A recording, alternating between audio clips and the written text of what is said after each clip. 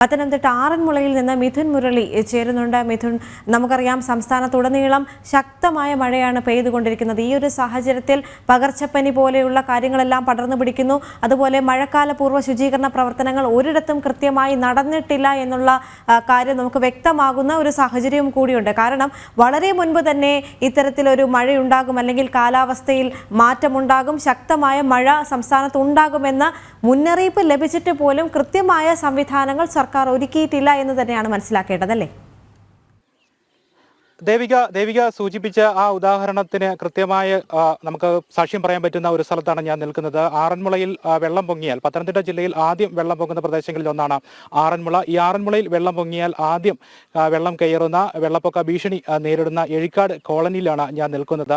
Ezhikkad colony നിവാസികൾ ഇനി അതിതീവ്ര മഴ തുടരുന്ന സാഹചര്യത്തിൽ ഇവിടെ വെള്ളപ്പൊക്ക ഭീഷണി ഉണ്ടാകുന്നതിന്റെ ആശങ്ക രേഖപ്പെടുത്തിക്കൊണ്ടാണ് നമ്മളോടൊപ്പം ചേരുന്നത്. ഈ പ്രദേശത്ത് ഇവിടെ ഒരു സംരക്ഷണ ഭിത്തി അടക്കം പ്രഖ്യാപിക്കപ്പെട്ടതാണ് വർഷങ്ങൾക്ക് മുൻപ് തന്നെ. പക്ഷേ ഓരോ കാലവർഷം എത്തുമ്പോഴും ഈ ആശങ്കയോടുകൂടി ഇവിടെ ജീവിക്കുക എന്നല്ലാതെ, അല്ലെങ്കിൽ ഇവിടെ നിന്ന് മാറി താമസിക്കുക എന്നല്ലാതെ മറ്റ് പോംവഴികളൊന്നും ഇല്ലാത്ത സാഹചര്യമാണ് ഇവിടുത്തെ കോളനി നിവാസികൾക്കുള്ളത്. ഈ ഭാഗത്തു കൂടി പമ്പയാറിൽ നിന്നും വെള്ളം വലിയ രീതിയിൽ ഇനി അതിതീവ്ര മഴ തുടരുകയാണെങ്കിൽ, റെഡ് അലേർട്ട് ജില്ലയിൽ പ്രഖ്യാപിച്ചിരിക്കുകയാണ്. വരും മണിക്കൂറുകളിൽ മഴ തുടരുകയാണെങ്കിൽ ഈ കോളനിക്കുള്ളിലേക്ക് വെള്ളം പ്രവേശിക്കും. വലിയ രീതിയിലുള്ള വെള്ളപ്പൊക്ക ഭീഷണി നേരിടേണ്ടി വരും. ഉടൻ തന്നെ ഇവിടുന്ന് ആളുകൾക്ക് മാറി താമസിക്കേണ്ട സാഹചര്യം വരും. ഒരു സംരക്ഷണ ഭിത്തി കാലങ്ങളായിട്ട് ഇവിടെ പ്രഖ്യാപിക്കപ്പെട്ട് അത് സ്ഥാപിക്കാൻ കഴിയാതെ അനാസ്ഥയുടെ സംസ്ഥാന സർക്കാരിന്റെ അനാസ്ഥയുടെ ഉദാഹരണമായി ചൂണ്ടിക്കാണിക്കപ്പെടുന്ന ഒരു കാര്യമായിട്ട് ഇവിടെ നിലനിൽക്കുകയും ചെയ്യുന്നു. മറ്റ് മഴക്കാല പൂർവ്വ ശുചീകരണ പ്രവർത്തനങ്ങളൊന്നും ഇവിടെ നടന്നിട്ടില്ല എന്നാണ് പ്രദേശവാസികളിൽ നിന്ന് നമുക്ക് അറിയാൻ കഴിയുന്നത്.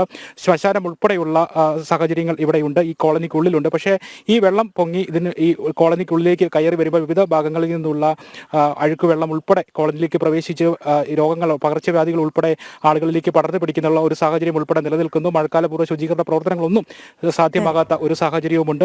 ഈ ഒരു ആശങ്ക രേഖപ്പെടുത്തിക്കൊണ്ടാണ് ഈ കോളനി നിവാസികൾ നമ്മളോടൊപ്പം ചേരുന്നത്. ഈ ഒരു സംരക്ഷണ ഭിത്തി വർഷങ്ങളായിട്ട് നിങ്ങൾ ആവശ്യപ്പെട്ടുകൊണ്ടിരിക്കുന്ന കാര്യമാണ്. ആ കാര്യമാണ് ഇതുവരെയും നടപ്പാക്കാതെയും ഇരിക്കുന്നത്. ഇനിയിപ്പോൾ വെള്ളപ്പൊക്കം ഉണ്ടായിക്കഴിഞ്ഞാൽ ഇവിടുന്ന് മാറി താമസിക്കേണ്ട സാഹചര്യമാണുള്ളത്.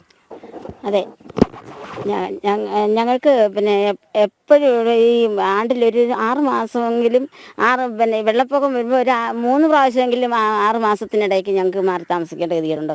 ഈ സർക്കാർ 64 വർഷത്തോളമായി ഈ കോളനി അനുവദിച്ചിട്ട്. പക്ഷേ അന്ന് ആ ഇടയ്ക്കെങ്ങാണ്ട് വന്നൊരു സംരക്ഷണ ഭിത്തി എന്ന നിലയ്ക്ക് കുറച്ച് കല്ലുകൊണ്ട് ഒരു കൽക്കെട്ട് കെട്ടിയതല്ലാതെ നാളിതുവരെയായിട്ടും അതിന് യാതൊരു മാറ്റം ഉണ്ടായിട്ടില്ല.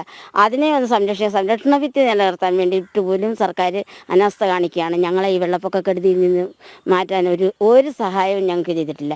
അതുപോലെ തന്നെ ഞങ്ങളുടെ ഈ ശ്മശാനത്തിന് വെള്ളപ്പൊക്ക കെടുതി ആകുമ്പോഴത്തേക്ക് ശ്മശാനത്തിന് അല്ലെ പമ്പയാറ്റിൽ നിന്ന് വരുന്ന മാലിന്യങ്ങൾ ഉൾപ്പെടെ ഞങ്ങളുടെ ഈ വീടുകളിലേക്ക് കയറി വന്നാൽ ഞങ്ങൾക്ക് കുടിവെള്ളം പോലും ശുദ്ധിയാകാതെ കിടക്കും. ഞങ്ങൾക്ക് കുടിവെള്ളത്തിന് പോലും പിന്നെ പ്രയാസമായി വരും. അങ്ങനെയുള്ള ഒരു സാഹചര്യത്തിൽ ഞങ്ങളെ സർക്കാർ ഞങ്ങളെ വേണ്ട വിധത്തിൽ ശുചീകരണ പ്രവർത്തനങ്ങളൊന്നും ഇവിടെ കോളനിയിൽ നടന്നിട്ടില്ല. ഇല്ല, കോളനിക്ക് യാതൊരു പ്രവർത്തനവും നടന്നിട്ടില്ല. സർക്കാരിൻ്റെ ഭാഗത്തു നിന്നുണ്ടായ സംരക്ഷണ ഭിത്തിക്കാണെന്നോ അല്ലെങ്കിൽ സർക്കാർ നടത്തുന്ന ഓരോ പദ്ധതികളും ഇവിടെ പൊളിഞ്ഞു പോകുകയല്ലാതെ തിരിഞ്ഞു നോക്കിയിട്ടില്ല ഞങ്ങളെ. പിന്നെ ക്യാമ്പിലേക്ക് ഞങ്ങളെ പറഞ്ഞു വിട്ടു കഴിഞ്ഞാൽ ക്യാമ്പിലെ വില്ലേജ് ഓഫീസറിൻ്റെ ചുമതല പ്രകാരം ഞങ്ങൾക്ക് ആഹാരങ്ങൾ കിട്ടുന്നുണ്ട്. അല്ലാതെ റേഷൻ കാർഡ് എടുത്തുകൊണ്ട് പോയി അതിൻ്റെ വേണ്ടപ്പെട്ട രേഖകളൊക്കെ കൊണ്ടുപോകുന്നതല്ലാതെ ഞങ്ങൾക്ക് ഇതുവരെ യാതൊരു നടപടികളും കിട്ടില്ല. വെള്ളപ്പൊക്ക കെടുതിയിൽ സംസ്ഥാനത്തുടനീളം ജനജീവിതം ദുസ്സഹമാകുന്ന സാഹചര്യമാണ് നമ്മൾ കണ്ടുകൊണ്ടിരിക്കുന്നത്. മഴക്കാല പൂർവ്വ ശുചീകരണ പ്രവർത്തനങ്ങൾ പോലും നടക്കാത്ത സാഹചര്യത്തിൽ ജനങ്ങൾ വളരെ വലിയ രീതിയിലുള്ള പ്രതിസന്ധിയാണ് നേരിട്ടുകൊണ്ടിരിക്കുന്നത്.